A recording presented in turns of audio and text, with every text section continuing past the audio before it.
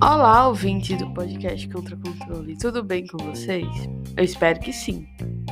Estamos de volta com um episódio especial. Esse é o segundo de 2024 e o primeiro episódio do ano com convidada. Hoje temos a honra de contar com a presença da Aide Barbosa, que é uma mulher autista que está trilhando seu caminho na jornada acadêmica da psicologia. Esse é um episódio para explorarmos não apenas a experiência única da Aide, mas também para desvendarmos as nuances da inclusão na universidade, que é um tema que merece toda a nossa atenção. Ao longo dessa conversa, mergulharemos nos desafios, conquistas e aprendizados que permeiam a vida acadêmica da Aide.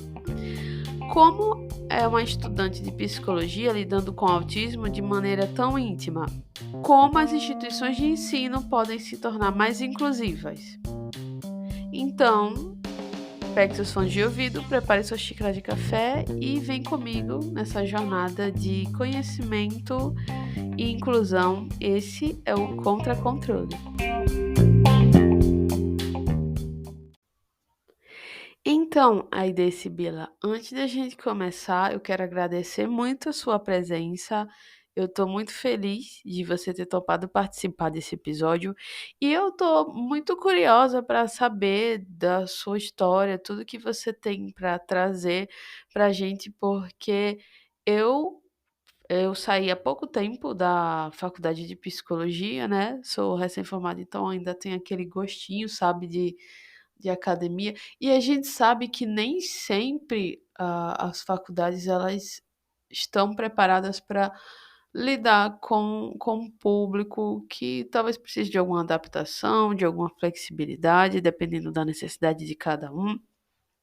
Então, eu estou muito curiosa para saber, na sua experiência pessoal, se você tem encontrado portas abertas, digamos assim, para acessar essas adaptações, caso você precise.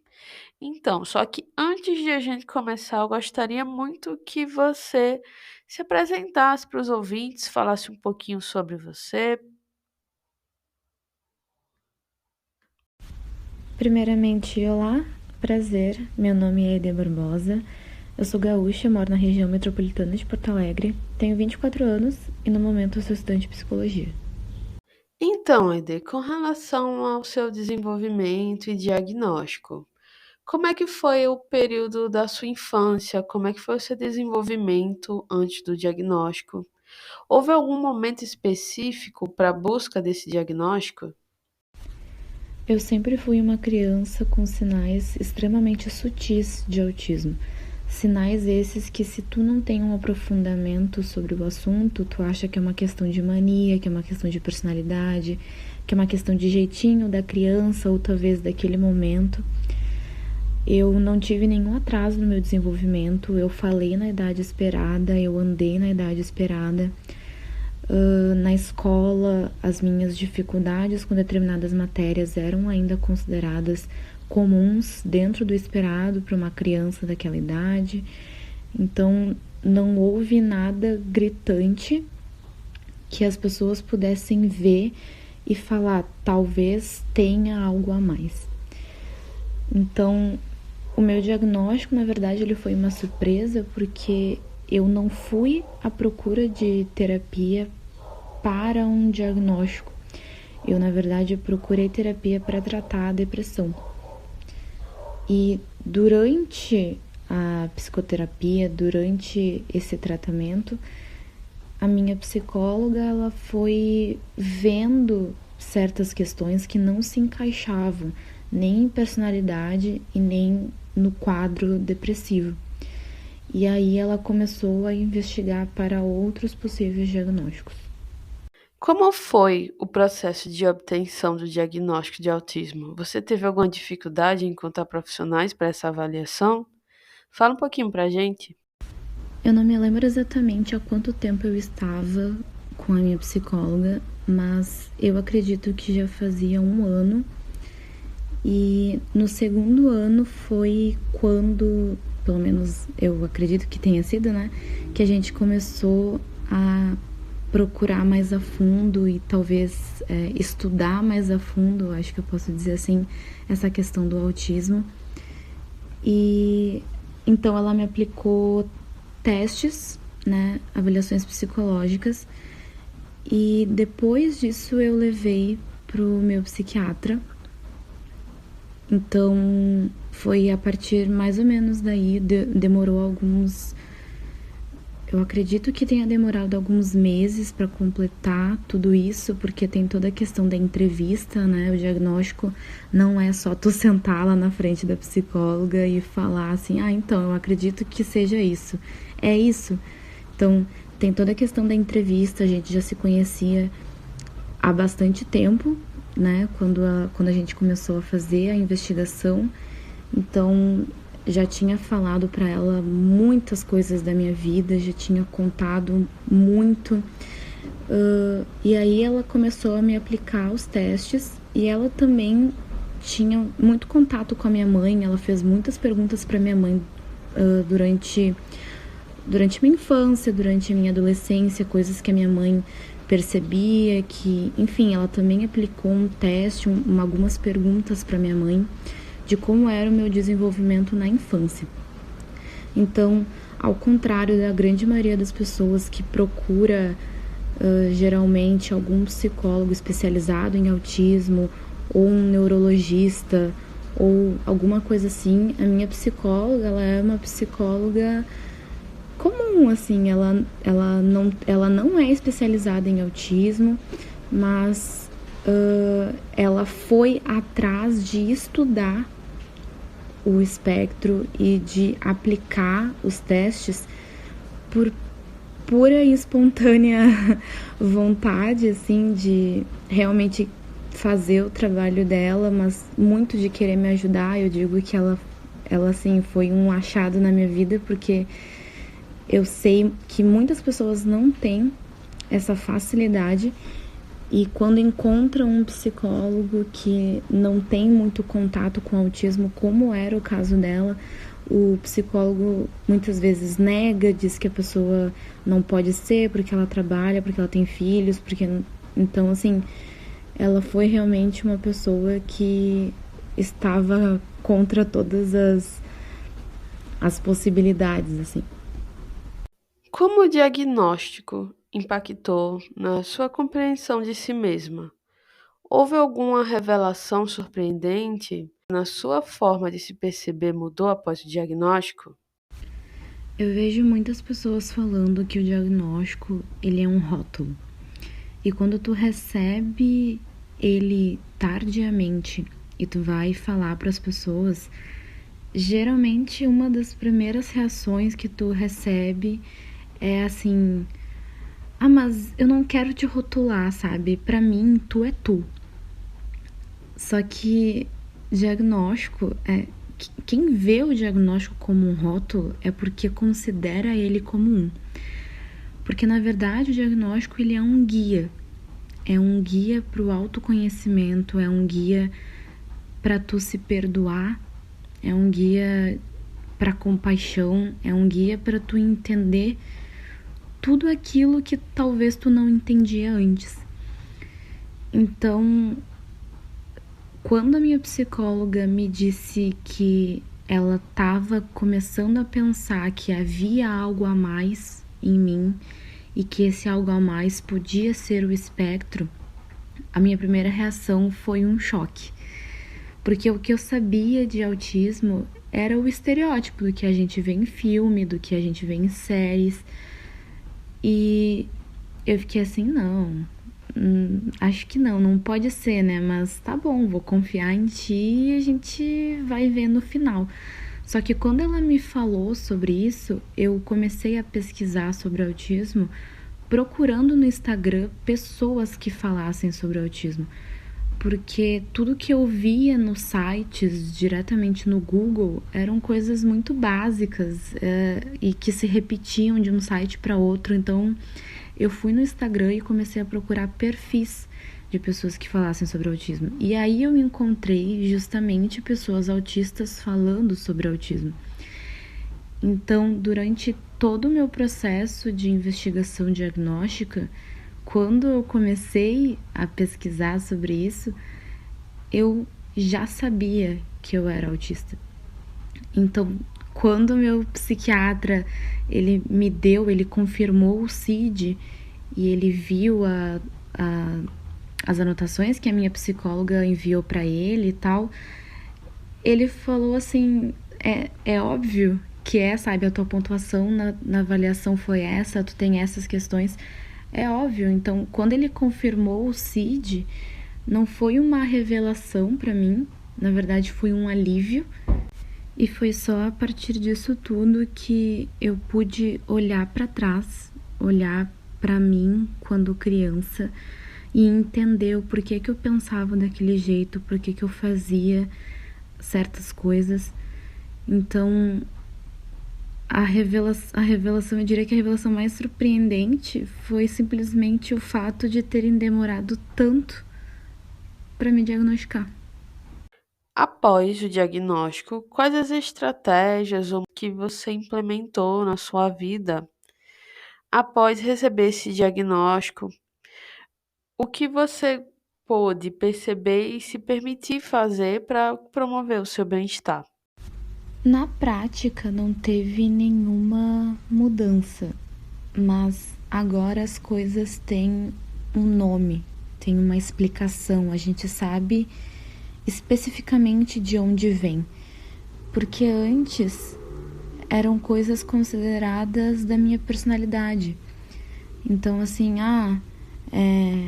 ela não sabe sair na rua de ônibus porque ela sempre andou de carro. Ela não sabe, ela é adulta, mas ela não sabe cozinhar porque a gente sempre fez para ela, então é óbvio que tem essa dificuldade. Ela é desse jeito porque ela foi criada para ser mimada. Então, é claro que o ambiente interfere nas habilidades que a gente tem, e isso é para qualquer pessoa, independente se é autista ou não, mas não é uma questão de personalidade, não é uma coisa tão mutável quanto isso. Na verdade, agora a gente sabe, porque isso é rigidez cognitiva, porque isso é sensibilidade sensorial, porque isso é seletividade alimentar. Então agora tudo tem uma explicação mais profunda, não é algo mais tão raso quanto é só o jeito dela, ou então ela é a mais nova, então os pais ficam mais em cima. Não é mais assim tão fácil, sabe? E então, assim, na prática nada mudou, porque todo o suporte que os meus pais e, enfim, minha irmã também me davam antes continua a mesma coisa agora, mas agora as coisas têm um nome, tem um porquê maior por trás, e não são coisas que simplesmente são tão facilmente de ser alteradas. É óbvio que rigidez cognitiva, por exemplo, pode ser trabalhada, mas ela sempre vai existir. Então não é algo tão mutável quanto um jeitinho, quanto personalidade. Então agora as coisas têm um nome, têm um motivo para isso. Com relação aos aspectos do seu dia a dia, você poderia compartilhar um pouquinho com a gente sobre os seus interesses e rotina diária? Quais são os desafios e as alegrias que você encontra no dia a dia como uma pessoa autista? Bom, agora no final do ano a rotina de todo mundo, acredito eu, pelo menos, que muda um pouco. Então ela não tá mais da mesma forma de quando começou o ano, mas eu vou falar de como foi o ano todo no geral, assim. Eu trabalho de manhã, eu faço estágio numa escola, então a minha rotina começa basicamente por isso. Eu volto para casa, eu almoço, eu vou para academia ali por mais ou menos 1h pouco da tarde e pego o ônibus para ir para a faculdade às 4, porque eu estudo à noite, as minhas aulas costumam acontecer das 6h15 até as 10h30. Então eu pego o ônibus às 4, vou para a faculdade, volto para casa praticamente meia-noite E basicamente essa foi a minha rotina durante todo o ano. E no fim de semana é fazer coisas da faculdade, é fazer coisas que eu gosto, enfim. Eu tenho vários hiperfocos. Desde criança eu sou extremamente hiperfocada em animes. Então eu sempre vi muito anime, eu gosto de anime. Na minha adolescência eu jogava mais do que hoje, mas eu gosto muito de jogos de MMORPG e de vários outros. Eu gosto de ler, apesar de as pessoas não me verem lendo. Eu leio muito no meu quarto, assim, eu não fico saindo e não fico falando muito, mas eu gosto de ler. Eu definitivamente tenho hiperfoco em música. Eu toco violino. No momento eu tô parada por questão de tempo, eu não faço mais aula e por questões emocionais também. Mas eu estudo música desde os meus 13 anos e antes disso já era um hiperfoco porque eu estava sempre ouvindo música, eu estava sempre cantando, enfim, é um hiperfoco bem forte. E quando eu comecei a estudar violino, isso se tornou mais forte ainda, então tudo isso meio que compõe os meus interesses, os meus hiperfocos, e eles vão variando de intensidade. Tem vezes que eu consigo ficar extremamente concentrada em alguma coisa e no outro dia eu só consigo ficar por 1 hora, sabe? Ou então tem hiperfocos que vêm e vão. Tem hiperfocos que eu já tive e nunca mais voltaram, então é tudo bem, assim, depende bastante, eu diria. Como eu tô no dia da situação, do momento, enfim. Eu tenho hiperfoco em dança também, eu danço desde criança, então eu diria que música e dança são os 2 hiperfocos que mais me acompanham durante a vida, assim, além dos animes. Enfim, eu tenho vários interesses e todos eles vêm em intensidades bem distintas. Eu diria que os desafios, além das questões mais pessoais relacionadas ao espectro, como dificuldade de comunicação, de socialização, sensibilidade sensorial, toda essa coisa de ter que sair de casa e lidar com várias pessoas no teu dia, enfim, além de coisas mais pessoais como essa, eu diria que os maiores desafios são realmente no preconceito, lidar com o preconceito das outras pessoas. Muitas vezes elas não percebem que certas coisas que elas falam são capacitistas. Outras vezes elas falam descaradamente sem se importar. Então eu diria que esse definitivamente é o maior desafio. E as alegrias,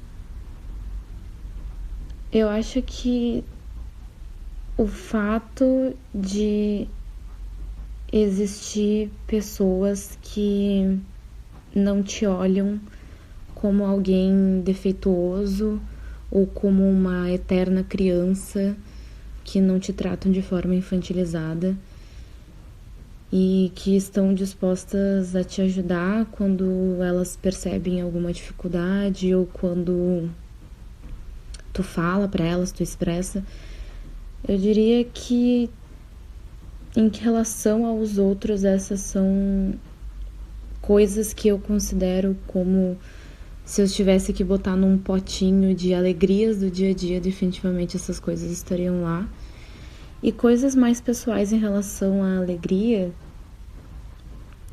eu diria que o fato de eu só poder fazer os meus interesses mesmo, de eu poder compartilhar coisas que eu gosto, que eu penso, mas principalmente de só fazer o que eu gosto de fazer sem precisar ter que estar justificando ou precisar estar me preocupando com o que as outras pessoas vão pensar ou qualquer coisa desse gênero. E agora, a parte mais esperada por mim, pelo menos, que é com relação ao curso de psicologia. Como você percebe a interseção entre a sua experiência como pessoa autista e os seus estudos em psicologia? Uma coisa que eu faço constantemente nas aulas é relacionar os assuntos de cada cadeira com o espectro. Eu faço isso comigo mesma, mas quando eu decido falar na aula, quando eu trago algo à tona, quando eu comento alguma coisa, eu percebo que desde o primeiro semestre eu sou a única que faz isso. Eu não faço as cadeiras da faculdade de forma regradinha. Então eu passeio entre os semestres, tem cadeiras que eu tô do terceiro, tem cadeiras que eu tô do quinto. Então assim, e isso é algo que eu percebo em todos os semestres, em todas as salas que eu entro. Ninguém se lembra do autismo, ninguém se lembra de pessoas autistas, ninguém se lembra do espectro. Só que as pessoas facilmente perguntam, por exemplo, sobre pessoas borderline. As pessoas facilmente perguntam sobre pessoas com esquizofrenia. As pessoas facilmente perguntam sobre psicopatia, sobre sociopatia e sobre diversas outras condições, transtornos, síndromes, doenças, enfim, tem diversas perguntas na faculdade de psicologia, principalmente nos primeiros semestres, só que em absolutamente nenhuma das aulas, em nenhum dos semestres que eu participei até agora, ninguém perguntou, ninguém trouxe algum comentário, alguma experiência, ninguém relacionou qualquer coisa que o professor falou com o espectro autista. E eu percebi que se não sou eu fazendo isso, ninguém mais se lembra. E isso definitivamente é pelo fato de eu ser autista. Então, isso é uma coisa que eu falo muito para os meus amigos na faculdade. E inclusive por causa disso eles começaram a perceber que realmente na sala deles também pouquíssimas pessoas se lembram do autismo e perguntam, e, enfim, trazem para a faculdade, que é justamente isso, é essa falta. As pessoas sabem que a gente existe, elas simplesmente não lembram. Agora, uma dúvida pessoal minha. A gente sabe que às vezes pode rolar um hiperfoco. E se esse hiperfoco for voltado para a nossa área de estudos, para a nossa área de trabalho, isso pode servir como um gás a mais, né? Um baita de um gás a mais. Mas nem sempre isso acontece. Às vezes o hiperfoco não tem nada a ver com o que a gente precisa, ou quer estudar, ou precisa, quer trabalhar. Às vezes é voltado para algo que não tem nada a ver. Então, uma curiosidade minha é, com relação à faculdade de psicologia, quais são os desafios e as vantagens de estudar psicologia como uma pessoa autista? A psicologia é ainda uma prática extremamente capacitista. E o capacitismo é algo estrutural que está na sociedade. E a gente vê essa prática psicológica capacitista a partir das raízes da formação dos psicólogos. Na minha faculdade, só posso falar dela, mas eu acredito que não tenha muito foco em outras faculdades de outros lugares, mas na minha faculdade não tem absolutamente nenhuma cadeira que fale sobre pessoas com deficiência. Eu não tenho nenhum professor com deficiência. E quando porventura tem alguma palestra, em alguma semana acadêmica, em alguma coisa assim, sobre alguma deficiência, nunca é uma pessoa com deficiência fazendo. É sempre um profissional que que é especializado naquilo, ou é um profissional que já atendeu muitas pessoas, mas nunca é uma pessoa com deficiência fazendo uma palestra. Então, só pelo fato da gente não ter uma cadeira específica que trate sobre isso, mostra o quanto a nossa formação enquanto estudantes de psicologia vai nos formar no futuro psicólogos capacitistas. Porque a gente vê sobre muita coisa na faculdade. A gente tem diversas cadeiras, inclusive, que se repetem e que são separadas em módulo 1, módulo 2, cadeira 1, cadeira 2, nível 1, nível 2, e absolutamente nenhuma delas fala sobre pessoas com deficiência, sobre capacitismo, sobre algum tipo de deficiência específica ou sobre um apunhado geral. Absolutamente nenhuma delas fala. Então, os maiores desafios em estudar psicologia é o fato de que a gente não tem formação e que, porventura, acaba tendo uma falta muito grande nos alunos.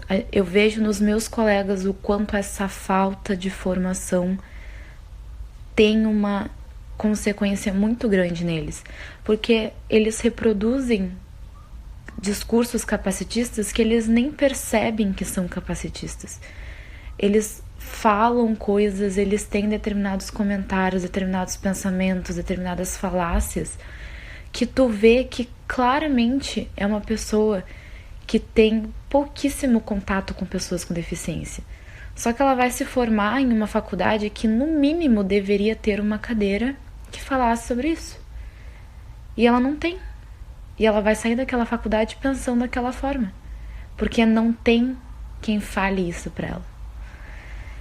Então, os maiores desafios, definitivamente, é essa falta de informação na formação psicológica, e que traz diversas consequências tanto para nós como profissionais da psicologia, estudantes de psicologia, quanto para os futuros pacientes dessa pessoa.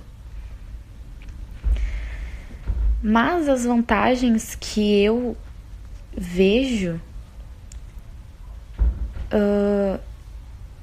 eu diria que é pelo fato de, quando eu falo alguma coisa sobre a minha experiência, sobre mim, ou sobre outras pessoas, outras experiências, outras realidades dentro do espectro autista, pessoalmente eu vejo mais aceitação, eu percebo mais, talvez as pessoas ouvem mais do que em outros cursos que eu sei que as pessoas não têm esse acolhimento. Então, eu diria, sinceramente, talvez essa seja a única vantagem, e talvez isso já mostra que definitivamente tem algo de errado aí no meio, porque não deveria ter só isso, mas no momento é o que eu consigo identificar dentro da minha realidade, dentro da minha faculdade e das coisas que eu ouço das pessoas que eu convivo lá dentro, enfim. Falando um pouquinho sobre a faculdade de psicologia com relação à inclusão na academia, como as instituições acadêmicas podem melhorar a inclusão? O que eu sei que na minha faculdade tem, mas que em várias outras de vários estados do Brasil não tem, é um núcleo inclusivo. Na minha faculdade existe esse núcleo inclusivo que ele apoia todos os alunos com deficiência desde o vestibular até o final da graduação e mestrado, e, enfim, até onde a pessoa ficar dentro da faculdade. E esse núcleo inclusivo, ele coleta os teus dados, eles fazem uma pequena entrevista contigo sobre as tuas dificuldades, sobre que tipo de adaptações tu precisa. E todo começo de semestre, quando tu se matricula nas cadeiras, eles enviam essa ficha tua para todos os teus professores daquele semestre que tu tá tendo, daquelas cadeiras que tu vai ter naquele semestre. E eles pedem para que no início das aulas tu avise na primeira semana, assim, aqueles professores do tipo assim, né, avisa para eles que tu faz parte do núcleo, só para eles terem, né, mais ou menos um parâmetro, porque são muitos alunos, às vezes eles podem esquecer, às vezes eles não sabem o teu rosto, então só para eles te identificarem, né? E isso é uma coisa que eu achei e eu continuo achando muito boa, porque esse núcleo inclusivo, ele também te dá a liberdade para tu, por exemplo, fazer as provas no espaço deles e não na sala junto com os outros alunos, porque por diversas vezes pode ter uma questão sensorial envolvida, às vezes nervosismo aumenta e dificulta mais ainda o sensorial, enfim, fica tudo muito sensível e tal, então eles disponibilizam um espaço para os alunos fazerem as provas lá. Então tu avisa com antecedência para o núcleo qual vai ser o dia, qual vai ser o horário da prova e tu vai diretamente para lá fazer a prova. E tu tem um tempo maior também para fazer a prova, tu tem adaptação de vocabulário se necessário e tudo isso tu fala tanto na entrevista do núcleo quanto com os professores. E pessoalmente é algo que eu sei que ajuda várias pessoas na faculdade, porque eu tenho contato com outras pessoas autistas e elas relatam muita facilidade em relação a isso. Eu também faço parte desse núcleo e eles já me ajudaram em tudo que eu precisei. Então eu diria que definitivamente falta um grupo de pessoas que esteja realmente agindo na inclusão das pessoas com deficiência e que tenham essa conexão com os professores, tenham esse acesso aos professores, essa comunicação, porque eu vejo diversos relatos na internet de pessoas autistas que fazem faculdade e não têm apoio nenhum, de nenhum lugar, de nenhuma parte da coordenação do curso deles, de praticamente nenhum professor. Então, definitivamente é algo que eu vejo que faz diferença para mim e para várias outras pessoas que eu conheço e que definitivamente falta muito nas faculdades como um todo e não só nos cursos de psicologia. Aide, você teve experiências específicas no seu curso que destacaram a importância da conscientização sobre o autismo? Infelizmente, eu tive diversas experiências ruins na faculdade e muito provavelmente eu ainda vou continuar tendo até o final da minha graduação, que definitivamente mostraram o quanto a falta de conscientização e de formação acadêmica dentro do curso de psicologia faz com que as pessoas reproduzam capacitismo e sejam capacitistas. Então, assim, teve diversas experiências que inclusive fez com que eu e outros amigos meus nós fundássemos o primeiro coletivo autista da nossa faculdade. E a gente teve que primeiro botar essa ideia no papel, e aí para tirar ela a gente teve que ir atrás da nossa coordenação do curso de psicologia da nossa faculdade. A gente teve que falar com as lideranças, né, contatar diversos professores, e ele tá fundado, ele tava funcionando, agora a gente tá no final do semestre, então já não está mais, então a gente só volta ano que vem. Mas a gente fez parceria, inclusive, com esse núcleo inclusivo da nossa faculdade. A gente está fazendo parceria com a coordenação do curso de psicologia, porque é algo que a gente quer deixar para a faculdade.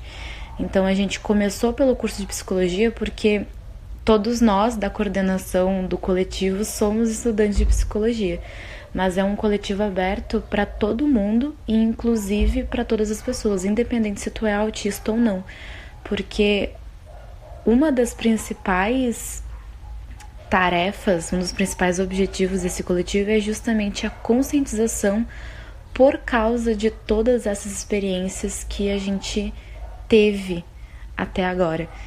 Então, vou dar um exemplo assim, uma das experiências, uma das péssimas que eu tive, eu acredito que eu estava ali pelo 3º semestre e eu estava fazendo uma cadeira junto com uma galera do primeiro, assim. Então eram bichos, né, que tinham recém entrado na faculdade, a maioria tinha recém saído do ensino médio.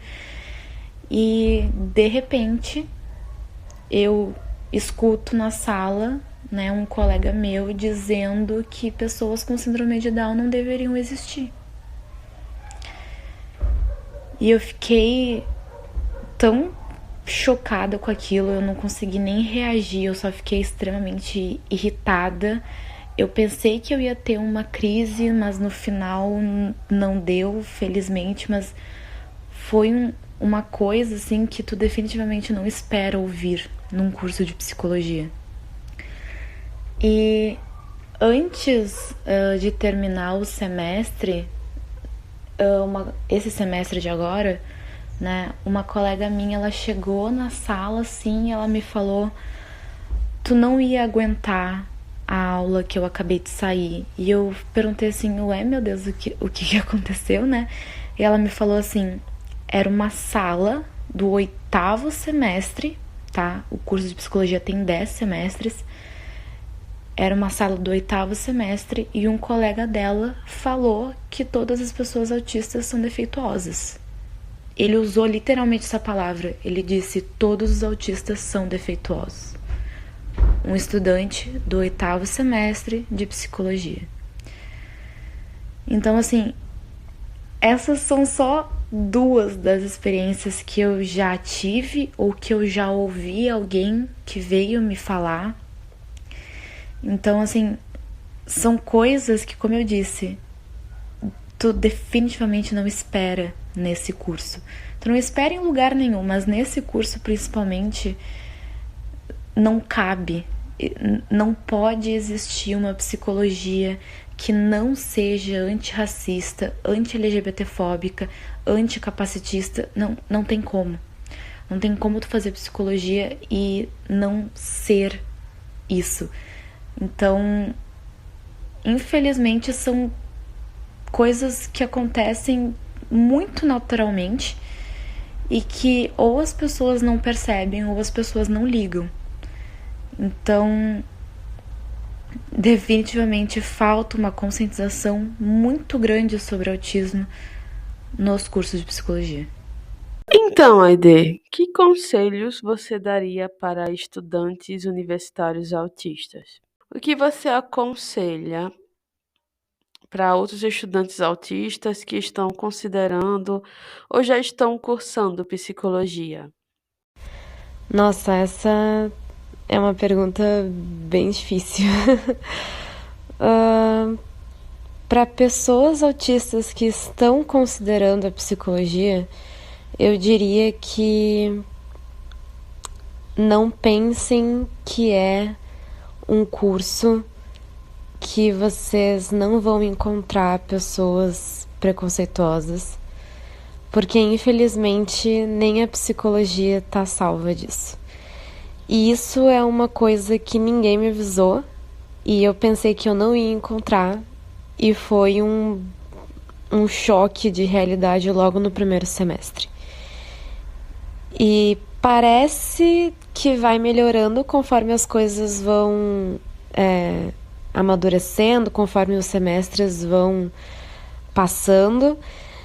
E depende muito, às vezes é uma questão da turma, às vezes é uma questão do semestre como um todo, às vezes é uma questão da faculdade, do recorte de realidade que tem dentro daquela faculdade. E muitas vezes é tudo isso ao mesmo tempo e, enfim, então eu diria que para as pessoas autistas que estão querendo ir para a psicologia, se preparem para ouvir muita coisa e vivenciar muita coisa que definitivamente não deveria existir dentro desse curso, mas infelizmente a gente vive numa sociedade extremamente preconceituosa e lá dentro as pessoas muitas vezes não vão ter escrúpulos para falar o que elas querem. E outras vezes elas sequer vão perceber que o que elas estão falando é capacitista.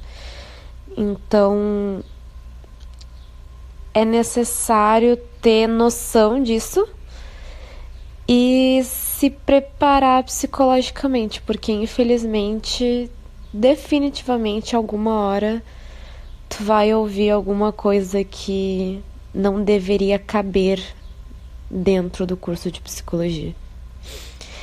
E para os que já estão cursando psicologia, eu diria que eu não sei se é necessariamente um conselho, mas eu diria que muito provavelmente a tua experiência e a tua vivência enquanto pessoa com deficiência possivelmente te dá um olhar maior sobre as coisas. Então, se tu manter esse olhar e tu olhar para as pessoas de uma forma diferente da forma que as pessoas não olham para nós, eu tenho certeza que tu vai ser um ótimo profissional e que tu não vai perpetuar outros preconceitos desde que tu continue estudando e percebendo as diversas interseccionalidades que existem no nosso país e na nossa sociedade como um todo. Então, eu não diria que é um conselho, mas eu diria que é quase como um vai que tu consegue. Tudo que você falou em relação à sua experiência com o capacitismo na faculdade de psicologia foi um depoimento muito forte. E eu posso tentar imaginar o tamanho do seu desconforto, o tamanho da sua dor. E eu sinto muito que você tenha passado por isso. Ninguém deveria passar por essas experiências, ainda mais quando a gente fala sobre um curso, sobre uma área que se propõe a lidar com questões tão íntimas do ser humano.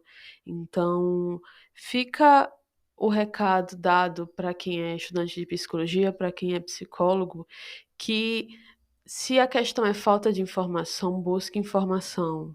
Mas se a questão é falta de empatia, algo precisa ser trabalhado. Não é porque você desconhece uma situação, você desconhece a vivência de uma pessoa, que você desconhece uma condição de uma pessoa, que isso dá o direito de você atacar, de você diminuir, de você tentar nivelar por baixo, ou desacreditar, ou ofender.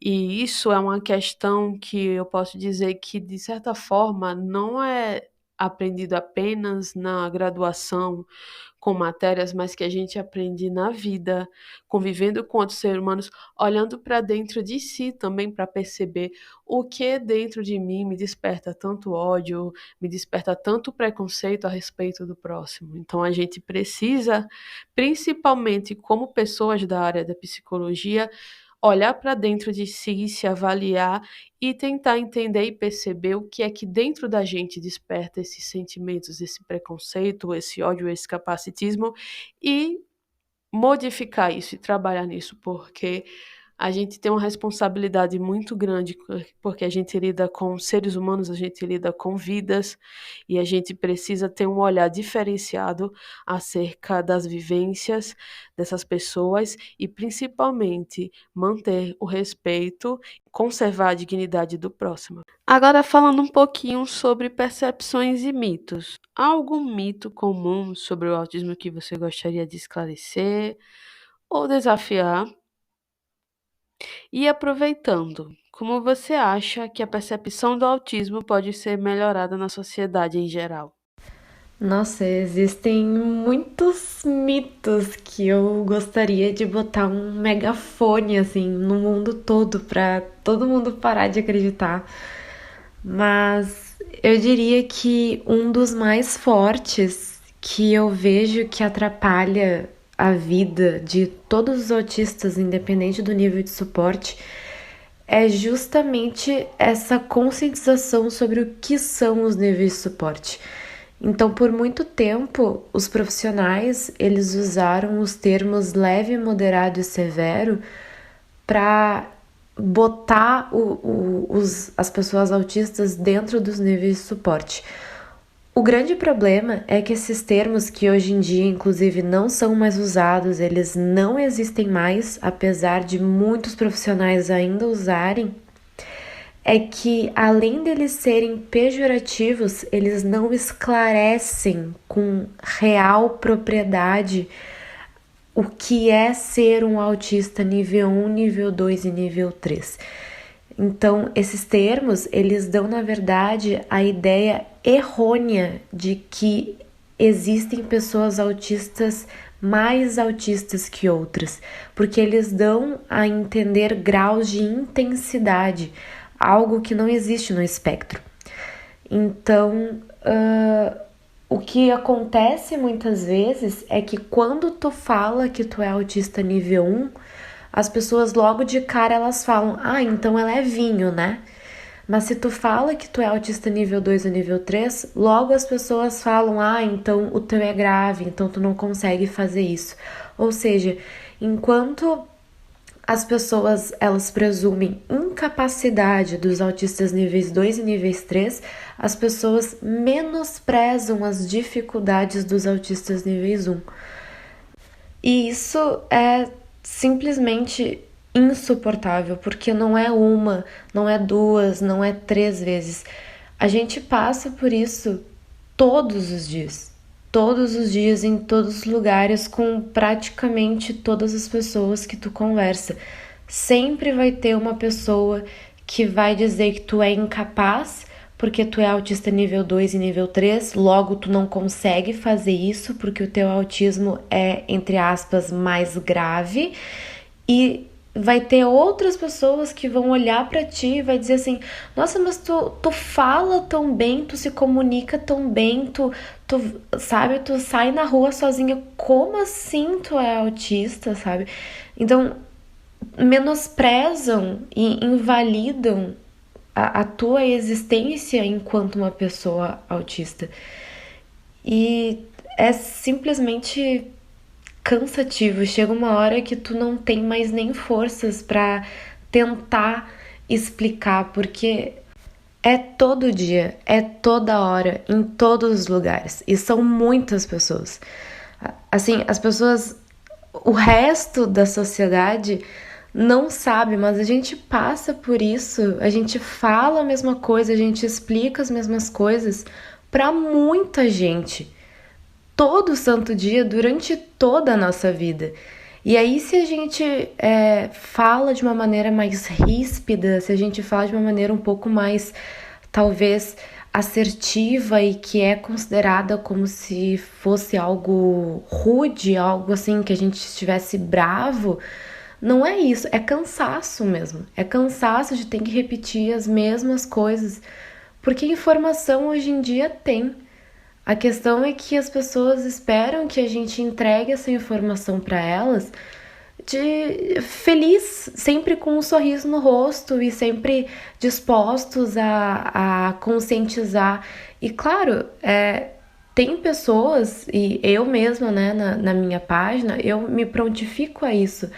Só que essa é a questão, tu não deveria precisar sempre esperar pelos outros para te explicar algo, sendo que a informação tá ali, literalmente na palma da tua mão, no celular, sabe? Então tem também essa falta de querer procurar por conta própria. Sempre esperando que as pessoas dos grupos marginalizados, dos grupos vulnerabilizados, tenham essa paciência de explicar.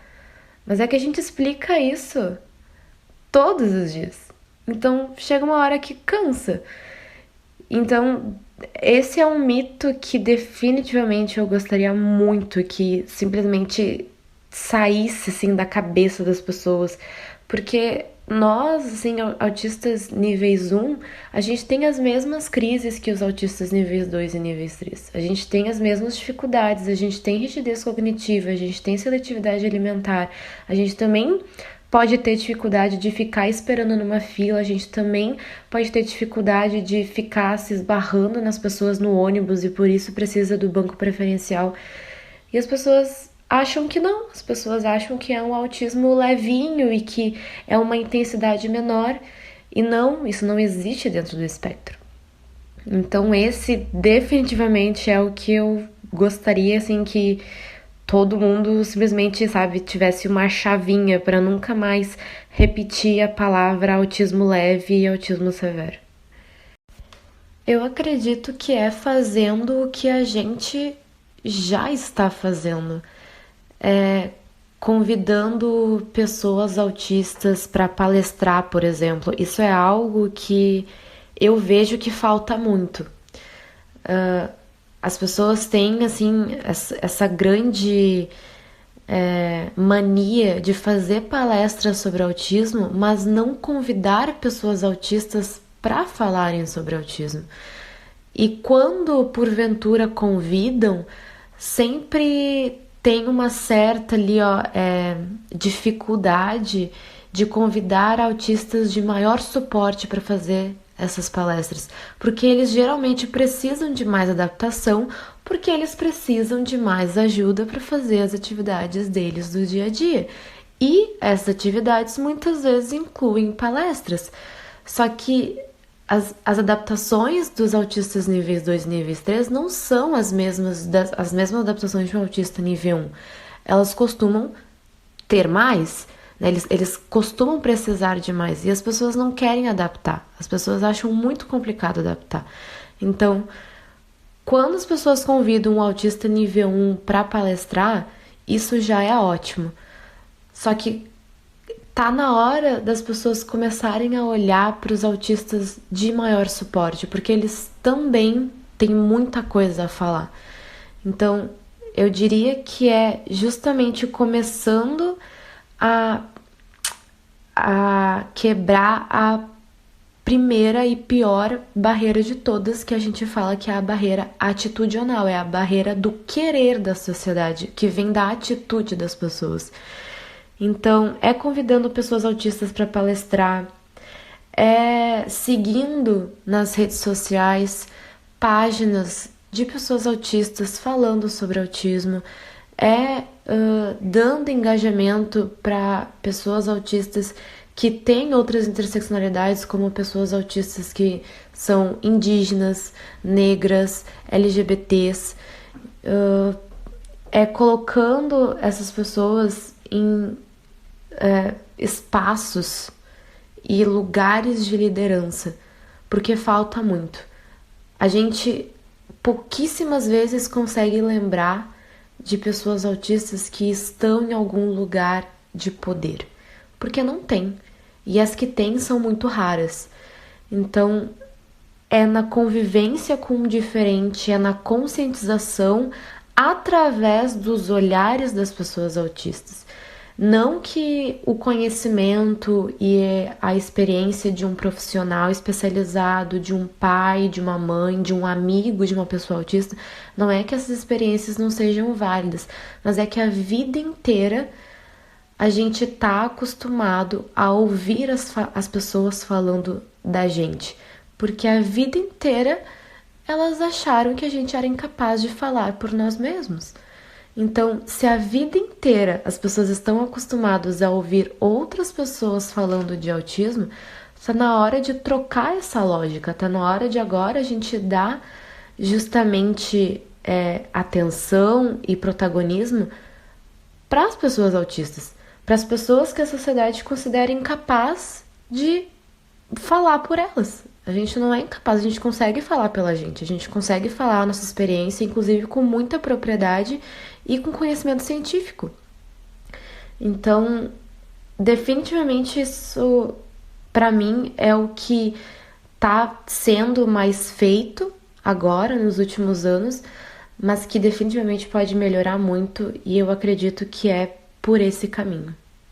Então, o episódio está quase chegando no fim, mas antes disso eu gostaria de fazer uma última pergunta, que é: qual a mensagem você gostaria de transmitir às pessoas autistas que estão ou que pretendem ingressar no ensino superior? A gente lida com muitas coisas na faculdade. Além do preconceito e das diversas experiências que muito provavelmente a maioria, se não todos, os autistas irão passar, a gente lida com muitas questões sensoriais na faculdade. E muitas vezes essas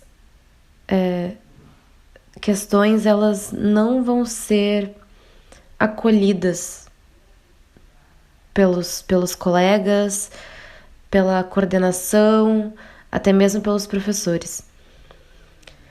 E muitas vezes vai ter gente que vai olhar torto, que vai falar coisas que não sabem, que vai perpetuar informação falsa, capacitismo e todo tipo de coisa que tu possa imaginar.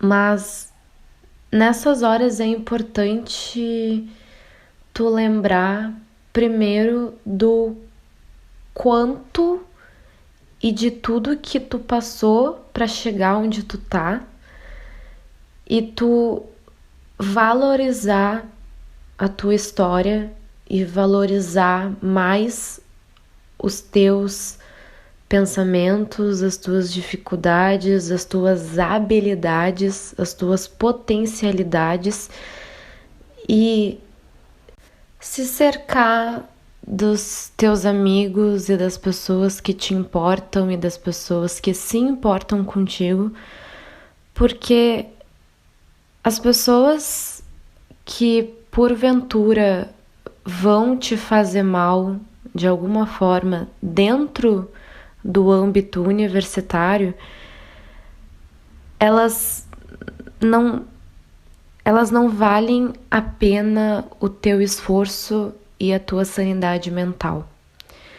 Eu acho muito importante ter isso em mente, porque muitas vezes tu talvez ouça, inclusive, que tu, como uma pessoa que faz parte daquele grupo, pode conscientizar mais as pessoas.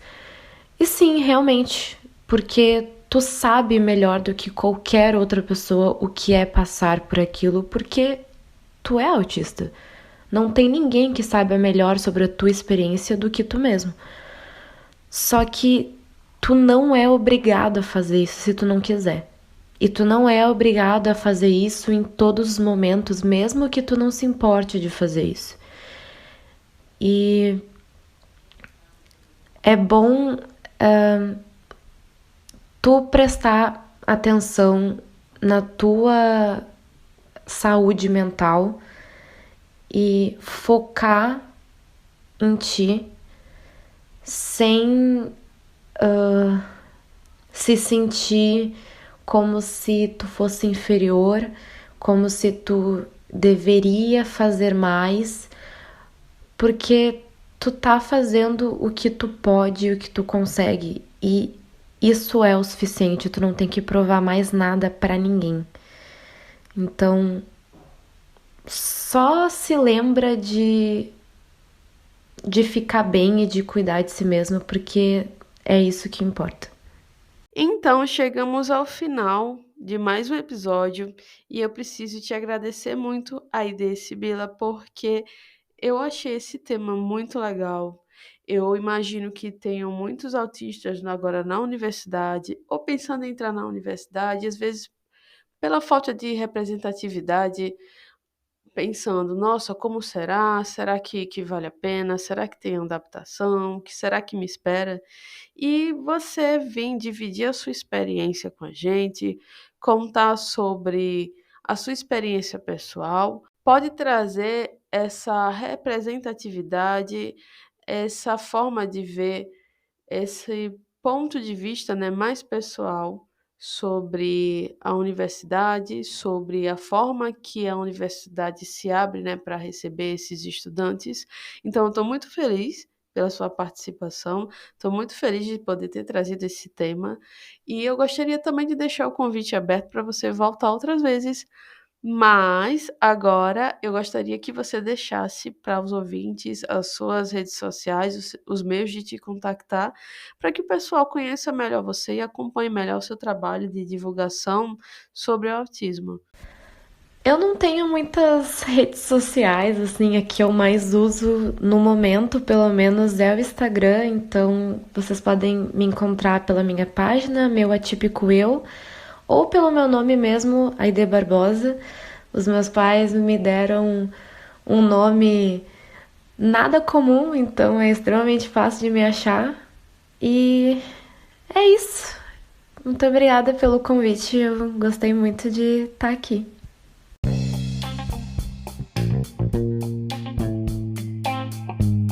Chegou ao fim mais um episódio do podcast Contra Controle e eu estou muito feliz que você ficou comigo até aqui.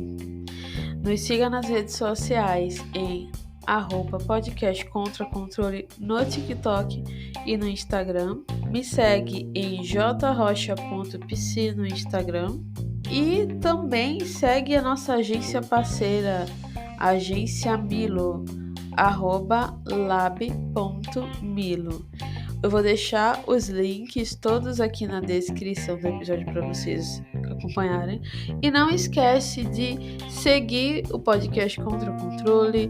Não esquece de comentar o que é que vocês acharam desse episódio. Vocês podem comentar em texto ou se você acompanha o podcast Contra Controle no Spotify for Podcasts, você também pode estar deixando mensagens em áudio que a gente vai pegar essas mensagens que podem ser dúvidas, podem ser curiosidades que vocês tenham, podem ser vocês dividindo com a gente um pouco da experiência de vocês. Esses comentários em áudio, eles podem ser usados em episódios futuros. A ideia é que a partir do ano que vem, ou seja, daqui a alguns dias, que a gente comece a fazer episódios extras com esses comentários. Vocês enviam esses comentários em áudio e a gente vai fazer um episódio em cima desse comentário em áudio. Então, se você tem alguma dúvida sobre autismo, se tem alguma coisa que você queira abordar, se você não acompanha pelo Spotify for Podcasts, mas você também quer mandar o seu relato, a sua dúvida em áudio, você também pode enviar por e-mail. O nosso e-mail é podcastcontracontrole@gmail.com. E é isso. Até o próximo episódio. Tchau, tchau.